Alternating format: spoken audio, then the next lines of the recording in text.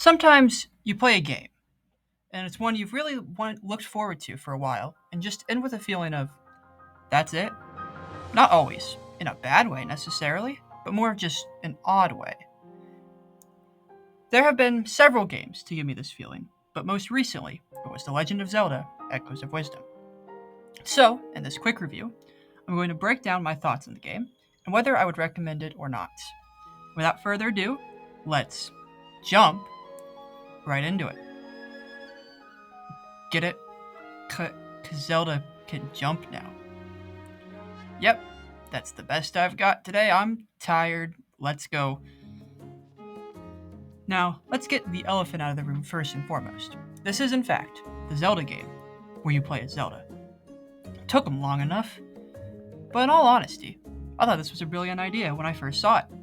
After all, we don't really need another Zelda game at this point in the Nintendo Switch's life cycle. So, with the third original title for the console, why not try something a little out of left field? Now, this game is obviously a lot more than just a traditional top-down Zelda with the main character reskinned. This game is defined by its gimmick, that being the Echo ability. With this ability, Zelda is able to summon inanimate objects out of thin air and reincarnate the dead. I think?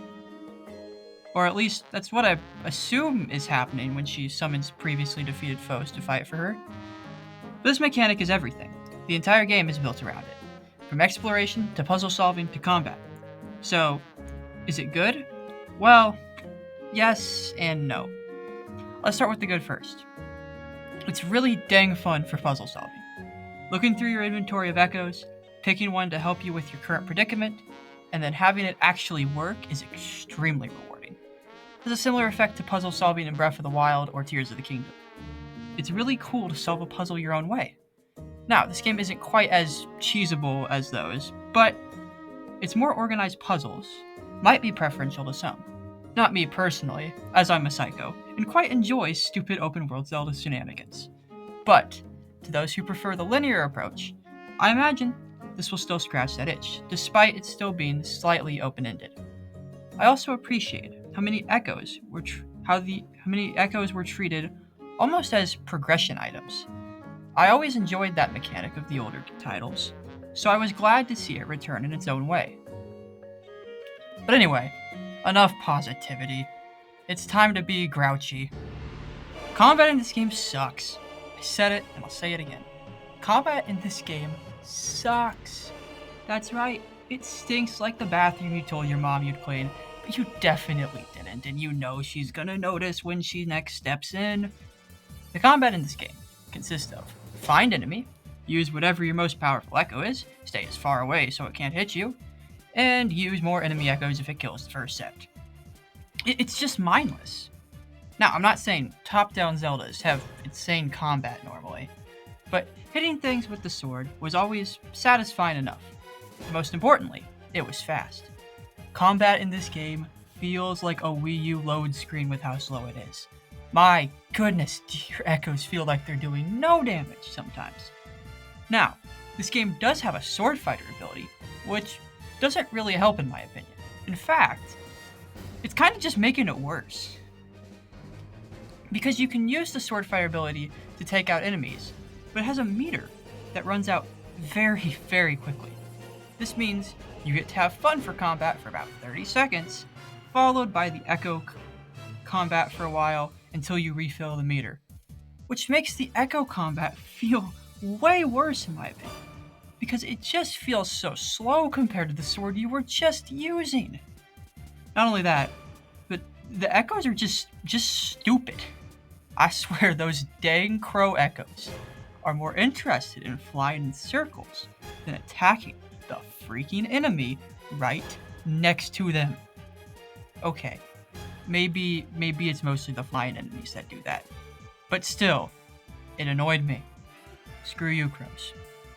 Anyway, I've entirely lost my train of thought, so I have no segue. Dungeons, we gotta talk about dungeons.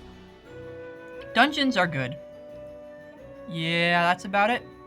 They're definitely not bad, but only about half of them stick out in my memory at all.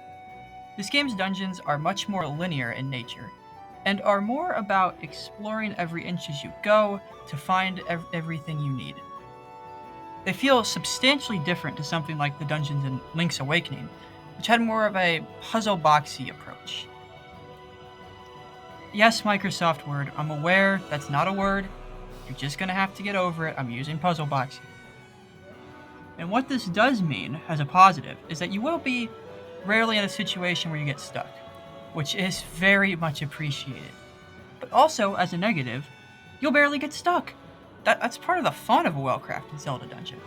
Getting stuck.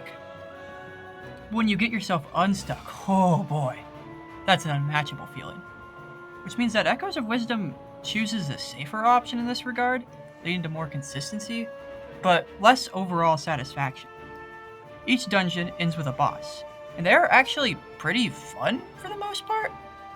Most of them are pretty darn creative and memorable, and the final boss is just really dang cool. I don't want to spoil anything there since it is the final boss, but it did put the biggest smile on my face.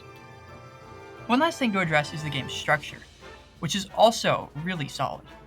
It constantly feels like you're doing things to directly advance the main story, and there's no pointless backtracking to previous areas or obnoxious mandatory fetch quests.